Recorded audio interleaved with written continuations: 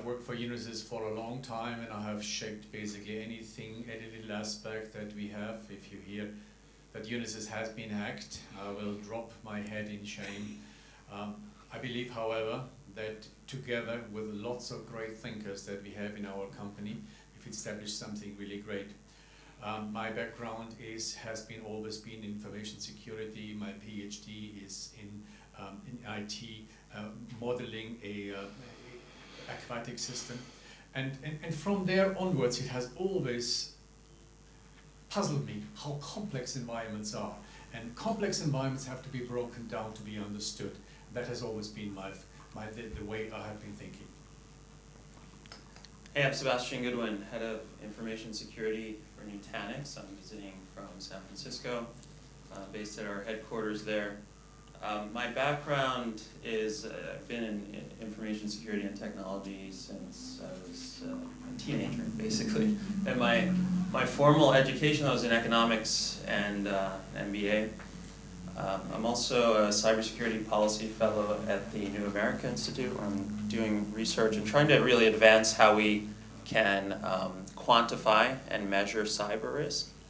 And I'm also developing a course for UC Berkeley and teaching a course there on managing cyber risk. Hello there, I'm Steve Durbin, Managing Director with the ISF, Information Security Forum. I'm not a security professional by training or by background. I'm actually a marketing guy. And so I tend to come at security challenges very much more from the business perspective, very much more from the standpoint of how do we enable people to do their best work safely, effectively, across an environment that is becoming increasingly more complicated and increasingly more challenging. Thank you. Thank you, Steve, Sebastian, and Dr. Gerhard. So let's kick off the discussion. And in order to kick it off, I would just want to establish some kind of a baseline over here. And probably the first question that I would pose to Steve to start with over here is to tell us what is the current level of involvement, in his opinion, that the cybersecurity executives have with the board. Is it always the front page headlines or some big hacks or issues that sort of draw the attention of the board during the board meetings or otherwise? Or is there a sustained process or a sustained way in which the board is discussing cybersecurity as one of the key items in the board meetings? So Steve, what's your view on that? Yeah, I think that it varies, clearly. I mentioned in my particular session that I'd been part some years ago of a think tank, a committee really, that was being set up to try to improve board awareness in the United States around the sorts of questions that boards ought to be asking. And I think that in certain parts of the world, whether that be critical infrastructure, whether it be in financial services, for instance, that the level of awareness in the boardroom has no doubt increased. Whether or not we're getting the right interaction, though, between cybersecurity experts, professionals, and the board is an entirely different issue. I think still, all too commonly, we're seeing a small proportion of a board agenda being set aside for cybersecurity. In that, the board is looking for an update. And for me, therein lies part of the challenge. And so when I was talking earlier about, I look forward to a day in the future when the security professional doesn't exist, that's really what I mean. It's about how do boards grasp what I see as being an opportunity to continue to develop, to do what they do best, which is to increase shareholder value, to continue to expand global outreach, to continue to produce products, services that meet client expectation, delight clients. And how do they do that in a safe environment? They need to do that to understand some of the implications of operating in cyberspace. Cybersecurity professionals clearly are one of the routes they can go down in order to get that information. But I think that on the cyber side, we need to be collaborating very much more effectively, not just with the board, but also with legal counsel, also with IT, and also with the business leaders. And so the discussion about cyber in the boardroom is not a single voice from a technology background. It is about how we are enabling our business to move forward and how we are better enabling cyber to be secure, to prevent some of the challenges that are constantly hitting the papers, the news, and that every board member around the world is looking at on an ongoing daily basis. And the question they're asking is, will it ever happen here? And most of the time, there is no simple answer to that. It's not a simple yes, it's not a simple no. You have to be an exceptionally brave individual to go down one of those binary routes. And that, for me, is where some of the challenge really lies. But I think that undoubtedly, more and more breaches does mean that boards are more and more aware of the challenge. And I think as we move further into a realm of legislation that has very real teeth, like the GDPR, as we move much more into a realm where there is personal liability, like with the DFS in New York State, that certainly the questions coming from the board will be very much more pointed, and cybersecurity professionals are going to have to be really on their mettle to answer them. Yeah, I think there's not yet enough interaction between cybersecurity professionals and the board, and that's the case for a number of reasons. One is that they speak a different language, right? And it's very difficult for a board to have their head of cybersecurity come in and talk about vulnerabilities and patches and stuff like this, because it really doesn't tie back to something that makes a lot of sense to them. There's also this dynamic that I've seen in companies where if the board asks the CFO or maybe even the CIO, I just read about this cyber breach in the newspaper. It can't happen to us, right? We're protected. A lot of times they'll get the answer back. I've actually seen this happen in email. The answer back, yeah, we're protected from this. It can't happen here. And I'm thinking, if they asked me, I would tell them, first of all, we can't say that, yes, we're secure. No, we're not secure. It's a gradient, right? It's what's the risk of this happening? And I would give them a more nuanced answer to that question and tell them what the risk is. And many boards don't want to hear that, because now they've got some serious liability on their shoulders that they have to take action on that information. And so, we need, in my opinion, every board has, you've got financial expertise. You have people who are experts in financial risk, but you don't have someone who's an expert on cyber risk. And I think that a lot of boards should have someone on the board, rather than either trying to create this bridge between the board and the tech folks, or relying on external consultants to come in and translate for them. Well, as usual, the third or last one in the panel has all the ideas already stolen. So, but I'll give you a few other aspects. Firstly, I believe that what my esteemed colleagues have outlined is possibly where we should be going. And the question was, where are we? And I'm not that positive with regard to where we are, partly because I still think the questions that I get and the reaction that I get indicates to me that they don't really understand what it is all about. I was taken aback recently when I was asked about what is our residual risk.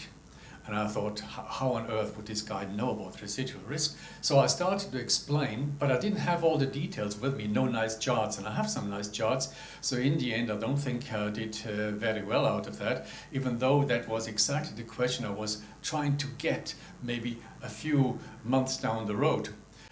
So in other words, I believe that we are getting there. The audience is still in listening mode, as in, please entertain me and tell me what I should get worried about other than the items that you have on the internet.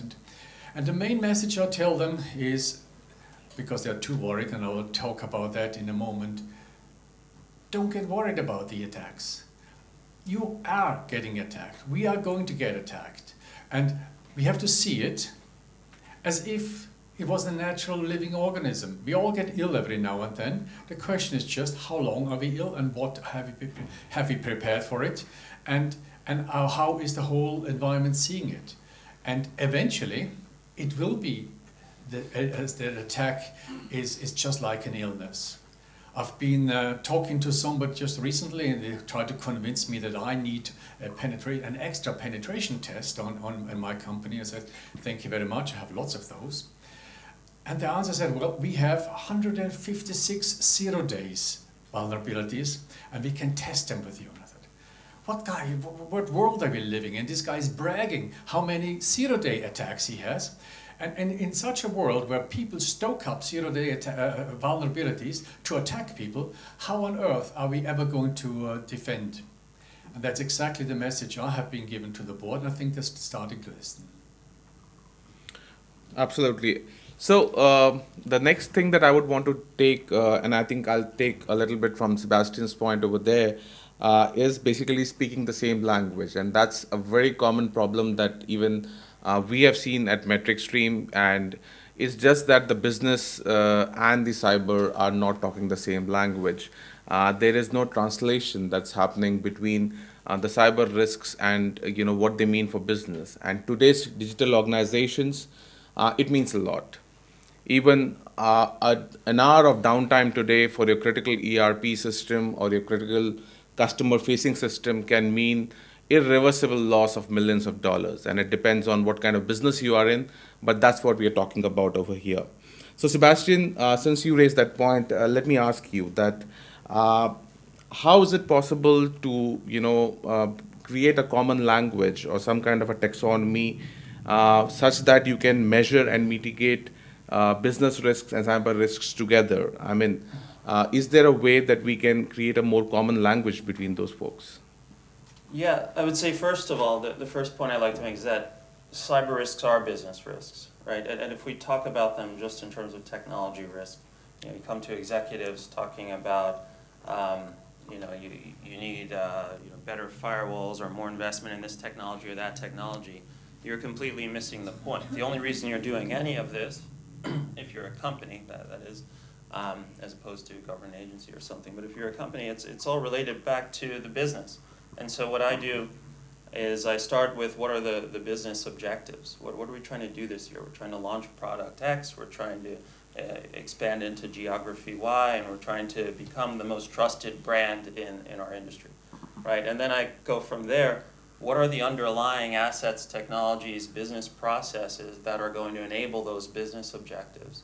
And from there, then you can start to get to technology if you need to, because there are technologies that enable those processes and those assets.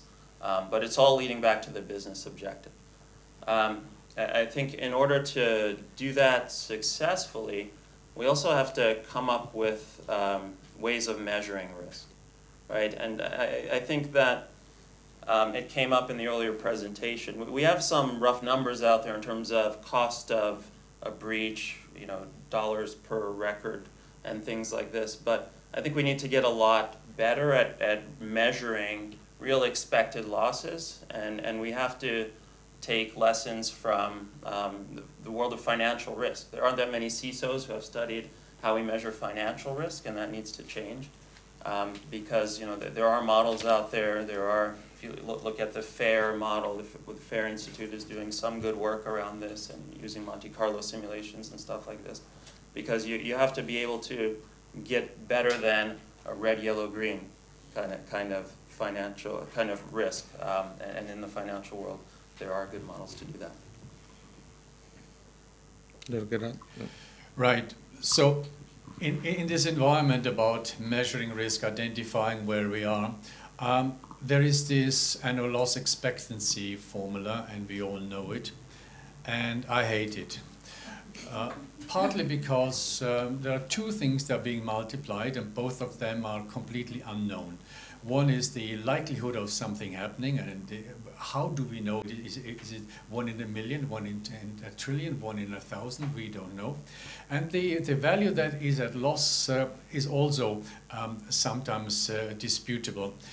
And the board, they like figures. So if you translate anything into dollars or pounds or euros, they like that. But it is not as black and white, because if you come with always in monetary figures for everything, they soon lose interest in it, because the figures that I'm producing are so unreliable, and the figures that I'm reproducing are so small in comparison that I'm not bothered. And the only thing where I can produce a very large number is on the reputational risk. And again, what's the reputational risk? How do you measure that in dollars? And how is the likelihood? And all these together doesn't make me a fan of the annual loss expectancy modeling. I believe that I want to give our board, our chief executives, a kind of learn as you go dashboard where they can see this is it looks green. It might not be green, but that's the best measure we have at the moment. And this looks red, and I want to focus on it. I want to get them away from absolutes yes and no. I want to give them into lots of grays, and they have to feel that there's a lots of grays. And together with what I said earlier with the diseases that come and go, and we just have to live with it. I want to make them alert. I want to have the entire organization, including the board, alert to all the risks that we are running, and not put everything in black and white. Yes, tick, tick, tick, tick, security is done, I don't have to think about it. So I'd like to move beyond just cyber risk and other risks and merge them together into a bigger picture. I have more to say about that, but I'll tell you more about it later. Steve? Yeah, I think that if you walk into a boardroom, then still the vast majority of boards like to see things in black and white. They like to understand what they need to worry about, and they like to understand what has been taken care of. And the problem in cyber is that things are not black and white, they're grey. And so I very much like Gerhard's approach of trying to make the board feel as uncomfortable as everybody else in the organisation who's trying to deal with cyber, because we simply don't know what is going on. But that requires a skill. Because what you're trying to do is to open, certainly, the door so that the board can understand that what we're dealing with is some very complex issues. But what you don't want to do is to give them the impression that you don't know what you're doing. And for a lot of cyber professionals, that is a real challenge. Because cyber people work in the realm of, how can I try to control this? Everybody's very risk averse. How do I manage it? How can I control it? And so this whole transition to things like cyber resilience, the way in which you recover, in Gerhard's terminology, from the illness. How do you make sure you've got the right flu jab so that if you do catch a different strain, you're not going to suffer as much? How do you disclose that to the board? Probably one of the most effective ways that I've seen our members do that is by actually working collaboratively with them. It's by really trying to understand what is important to them. Now, again, you need to have pretty good access into the boardroom for that. So either you're sitting as part of the board, maybe you're the chief risk officer, or maybe you're using your route through the CFO. Whatever it is, I think you need to work out your route into that boardroom, and then you need to work with them to help them to understand some of the implications that we've just been talking about. Because then when you've got those, you can progressively move on to tick them off. And now you're reporting back to a bunch of people along metrics that they themselves have defined that are in line with what Sebastian was saying, which is about business growth, the way in which the organization is developing. So I think that there are some sort of tricks, techniques, tips, whatever you want to call it, for better board engagement.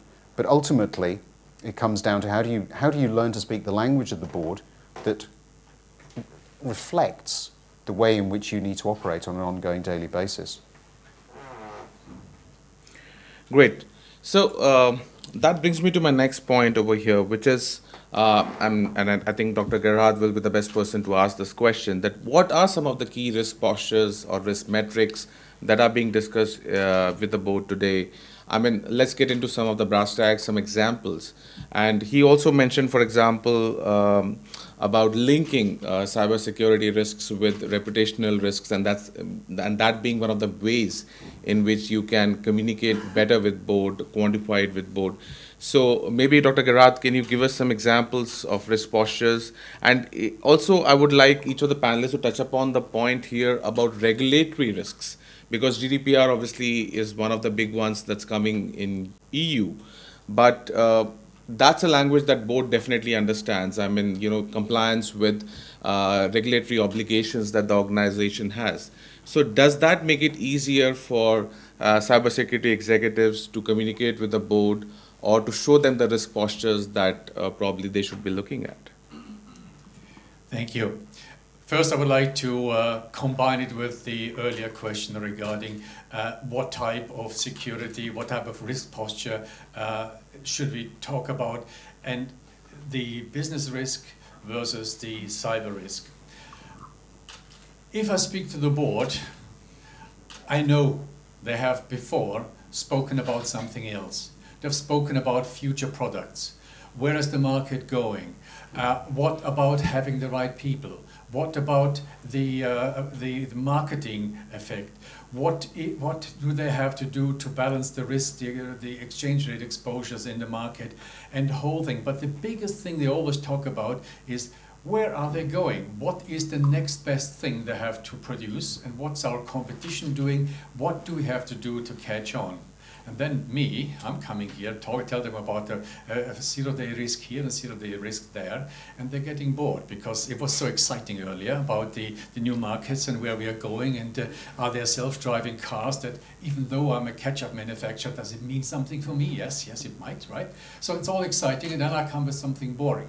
So I'd like to bring it together for them so that they understand it is linked, but I don't want to link it too much because that's too complicated. Now, what I want to do and what I tell them is this dashboard I was talking about, and the dashboard doesn't have to be unique. It can come out of a dashboard like the one that MetricStream has. I don't have that one. I have a different approach, but you need a consistent dashboard that allows you to communicate where you are with regard to security. And that dashboard has to have a few things in it. And starting off is the risk profile, the risk exposure that you have in the market, and don't overdo it, right? If you explain all the risks out there, you are losing the board immediately. You just have to tell them there are so many risks out there, they're coming up, you kind of defend against them and then start with the idea of illnesses. My wife's a professor at the London University in the medical field, and I use a lot of medical metaphors and comparisons because of that, because I quite like that. And so the self-healing mechanisms that you have to put into an organization, they have to work. And some of these self-healing mechanisms the board understands really well, like organizational awareness, awareness of security, awareness where the security policies can be found. There was a recent study that said that 76% in companies that have where people actually find security policies, they are 76% prepared for major incidents as far as people is concerned. And only 56% in those organizations where the people didn't even know where the security policies could be found. Those are aspects that the board understands. So talk to the board, and if you don't have access to the board, and I think many of you won't, is you talk to senior management. The higher the better. Talk about something interesting so they like it, and so they invite you again. And tell them about the things they understand, not the things that you understand, not what bothers you, but what they understand. And they will understand organizational aspects, people aspects, marketing aspects, and to a point, reputational aspects. And with the reputational aspects, you can throw in all the risks and the costs that are involved in mitigating something that has happened. So the big message is, don't make it too complicated, and stay on the things they understand. I'll go next. Yeah, I think that you mentioned GDPR and boards and stuff, and I don't think GDPR is something that boards understand. I think it's something that they know is important, just like cybersecurity, just like AI and machine learning and buzzwords that they read about. If they read The Economist or the Wall Street Journal, they know what might be important to the company. It doesn't mean they really understand what it is and what they need to do with it. And I think that's where it's our job to connect that to what matters for them, which is their business objectives. And that's what I talked about before. I think that GDPR, for example, the way I did this, and I did this recently, because I've only been with this company for 6 months, so I had to come in and do my assessment and connect what I saw as risks back to the business objectives in order to get my first budget to move forward, which allowed me to buy M7 and start deploying MetricStream. But going back to that, how I did it was really focus on risk to our revenues and say, we have to achieve GDPR compliance, otherwise here's the revenue growth. I actually talked to sales, and our head of sales for the EMEA region, for EU in particular, and said, what's the risk to our revenues if we're not compliant? Do you see customers asking you about this? And I looked at the questionnaires that we get from customers, and I know what their requirements will be. And we could put some dollar amounts on it. And we didn't have to try to get fancy with the math and say, if we're not GDPR compliant, we will lose X dollars. But we can just give some examples. So I had a slide that said, we have this big deal coming up with this customer in the EU. That could be at risk. And we have this deal. And I had a quote from the sales leader saying, if we're not compliant, this will be at risk. So you can tie it back that way, I think. And the other thing is I'm trying to make this programmatically part of our cyber risk management. So as we embark right now on deploying the IT risk module of M7, and just this morning I was looking at my GRC lead sent me his flow charts and how he sees it all working. And every time I see something that doesn't start with a business objective, I send it back. Because we have a tendency to start with assets and risk to those assets.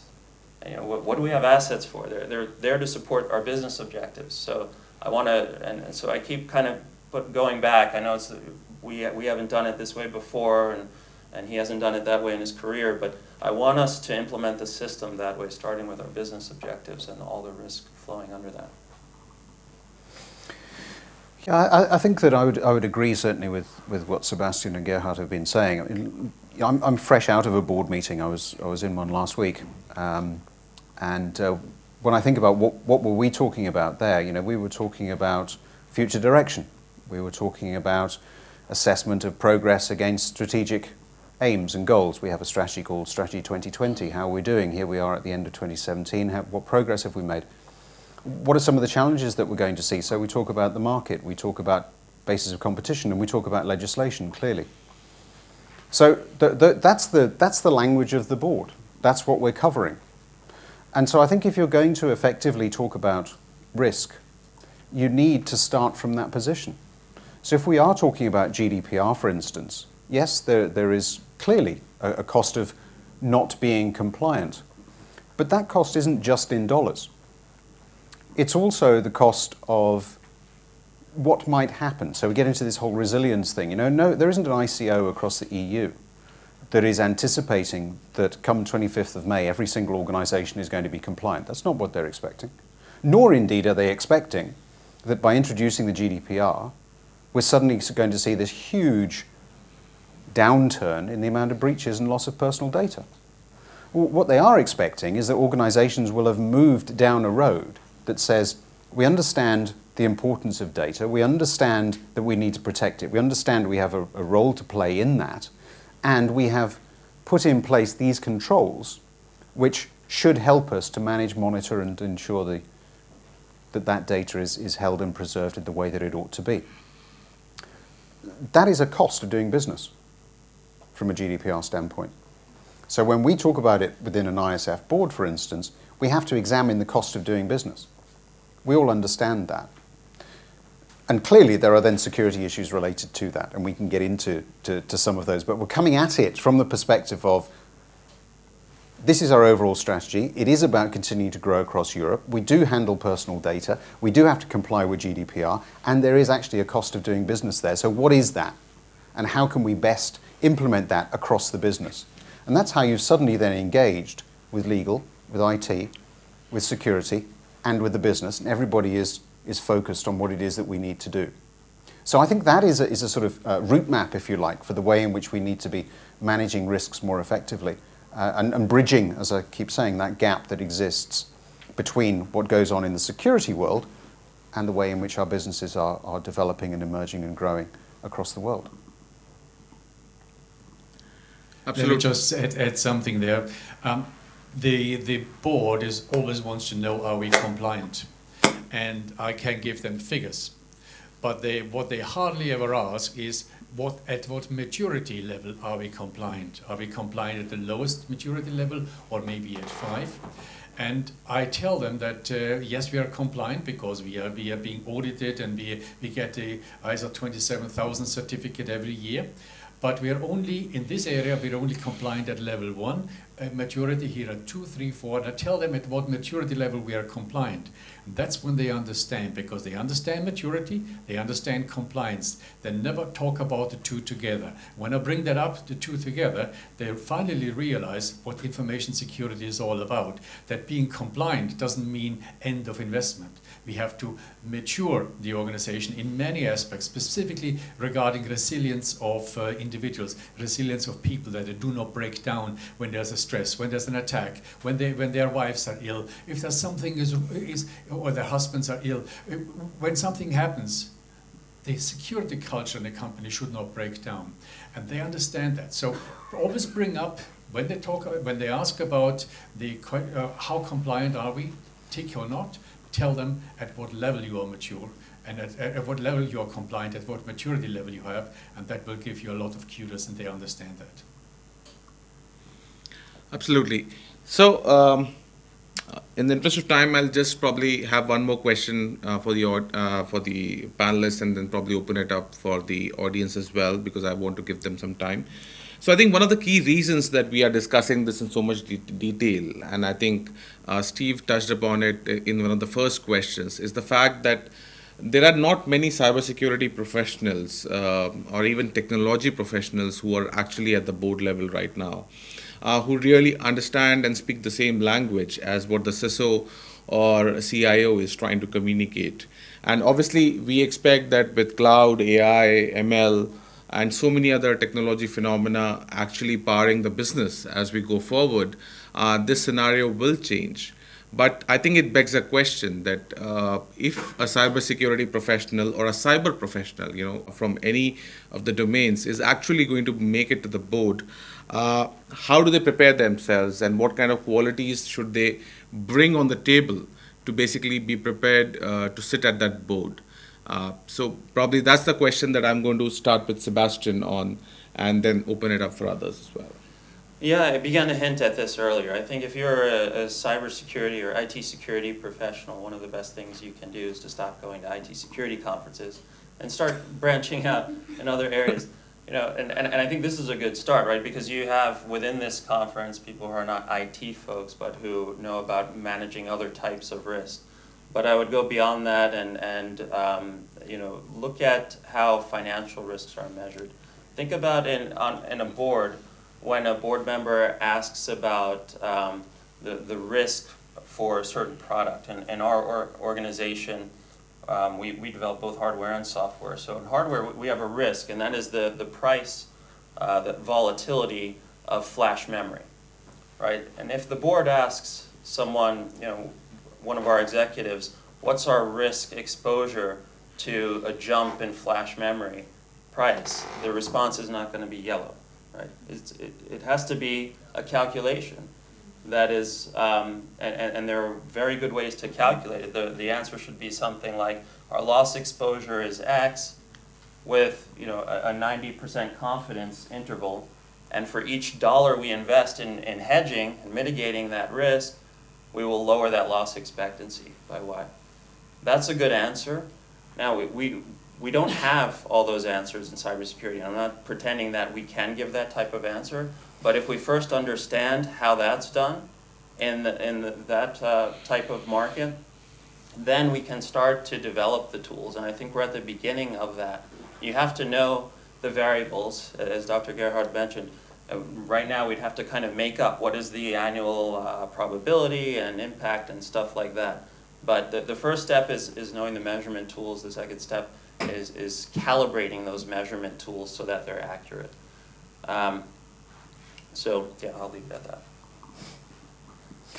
I think it's interesting. You have to decide what is from a career standpoint, what is your goal? I'm not entirely certain why anybody would set out as a goal to sit on a board. Personally, I happen to find them quite boring. at a level.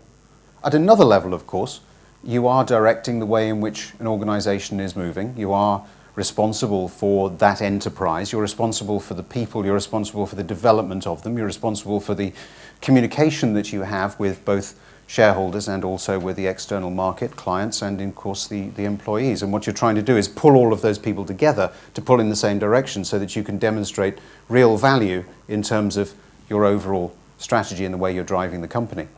And so I think that if that is what you're looking to do, then the answer is very simple. Those are the skills you need to develop. It doesn't matter to me whether you come from cybersecurity, marketing, or finance.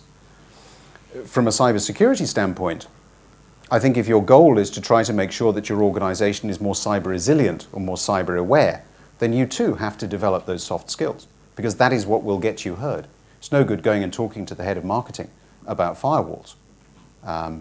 He has no interest. And he is head of sales, head of marketing. They're probably some of the toughest guys for a security person to talk to. So they're not a bad place to start. If you can get their mind share, and there are things that you need to use as jumping off points to do that. One of the things that gets my mind share immediately when security people talk to me with a marketing hat on is e-privacy. We talk about GDPR, everyone gets excited about GDPR. The one that worries me more is e-privacy, because that has some very nasty implications from a marketing standpoint, the way in which I go about doing my business, reaching out to individuals. And it trumps GDPR, and that's supposed to be coming next year as well. So it is about, I think, from a cybersecurity standpoint, determining what skills you've got, what are those that you actually require, and then practicing those and making sure that you can become relevant. And if you can do that, because there aren't very many cyber people who can, you will set yourself apart.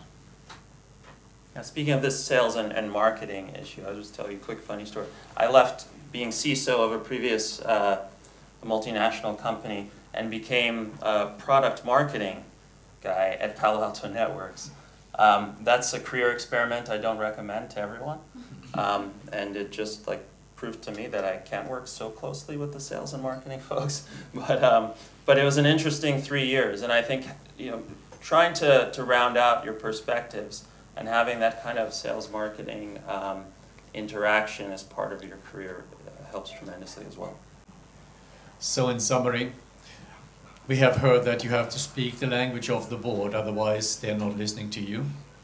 On the other hand, learning the language of the board is not necessarily something one of us should do or maybe should aspire.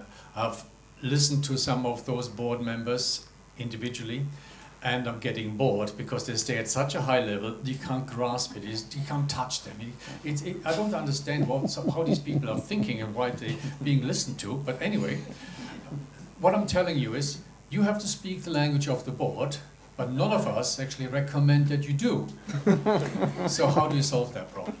Right? The problem is you have to build a bridge between their language and your language. And I have done it using a spreadsheet by identifying what are the areas they are interested in, like marketing, like products, like future hedging, and all kinds of things like that, and the entire value chain as they are being seen by them. And then cross-reference into these items, these business aspects, or whatever you call them, the security features and risks. So security risks come in the rows, and in the columns you have those items they are interested in, and I'll create some nifty calculations and the references. This influences this by X%, and so on. They don't have to bother about it, but they see for the first time a link between IT risks, IT maturity, and security maturity, and the impact on their business. And then you can talk to them. So you have caught their language, you have caught their thinking without using the language, and you have allowed them to enter your area of security because they just trust you, right? They trust that these calculations all work, and this has impact here, and they understand, and they like it, and they can follow you. So create something like that, a kind of thesaurus, dictionary between your language and their language, and one of what I have just outlined, I recommend it because it works. Thanks, Dr. Gerhard. I think that was a very actionable insight. Before we end the panel, I think we have a few minutes to take audience questions. Any questions from the audience before we end? Yeah. You'll have to speak loud, I'm sorry. I'll speak up. We've heard, obviously, the fact that there needs to be this common language to be understood from the board members, but we didn't talk about the ownership of cyber risk. I'm not trying to take the ownership away from the expert of cyber risk, but would you say that you could use other functions in the company to do your speaking for you to strengthen your cyber risk case at the board level? Okay, let me start with that. Yes, absolutely. The more people speak up for you or instead of you, the better. Because if you are the one pushing, they sometimes get tired of you. It's this cyber fatigue that Steve has been talking about. Have other people talking about you, and as soon as 2, 3 or more people talk the same language, say the same things, they think, maybe there is something with this. Maybe it's not just that crazy guy who tells me the same thing over and over again. Maybe there is something in it. So absolutely, yes, have as many people on your side and ideally let them speak for you. And you are just in the background facilitating, pulling the strings behind the scene. That is the best. So it's not a career move, putting yourself out there. Have what gives you the biggest bang for the buck is have others speak for you using your language.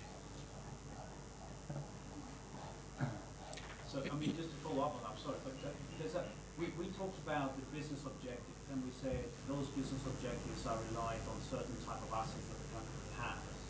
So if you start with the ownership of those assets, would you say that those assets are owned directly by a cyber risk specialist, or they're owned by the business themselves? I think the assets are owned by the business units if they're supporting that business's objectives. And we're there to help them understand what the risk is and to mitigate that risk to the extent possible.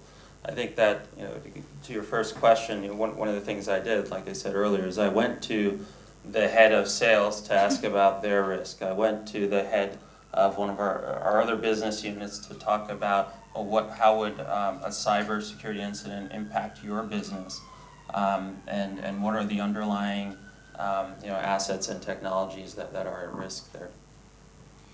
Yeah, and if I may say so, if you can avoid going down to assets, talking about assets, do it. They're bored. So we have to protect this asset, that asset. That's why ISO 27000 moved away from it. So don't even go down the route of talking assets, my suggestion. Yeah, gentleman over there. When you talk to the board about compliance and the level of maturity, what kind of levels of maturity do you use when you speak to the board? Very quick, because others should speak as well. I have 4 levels of maturity to make it simple, but it's another story of how I get there. It doesn't really matter. I have deliberately not chosen the Carnegie Mellon one from 1 to 5 because I don't want to be seen with the same brush under the same umbrella. It doesn't really matter. You invent your own. As long as you have some clearly defined maturity levels and can communicate those, it doesn't really matter. It's the idea that counts.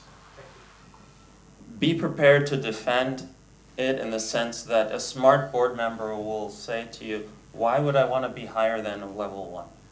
Do I want to invest in being level 5? I mean, really, it's a good question. I mean, we think, well, it's our job to continuously mature that, and I want to invest every year and get to the top. But if I'm a board member, I'm not asking for that. I don't want to invest to be the most compliant company in the world. So be prepared to talk about why you think you should be targeting a certain level, and that level may not be the top. It's about relevance, isn't it? It's about making sure that you're making the right investments in the right places to take you where you need to go.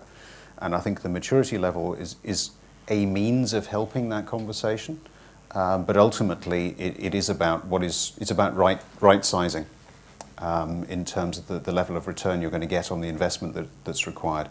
And there are very few organisations that need to be absolutely best in class. Particularly in a cyber environment, very often, being second is actually a pretty good place to be.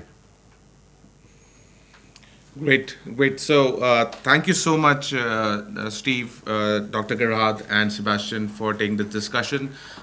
In the interest of time, let's continue the conversation over the lunch, which is being served downstairs.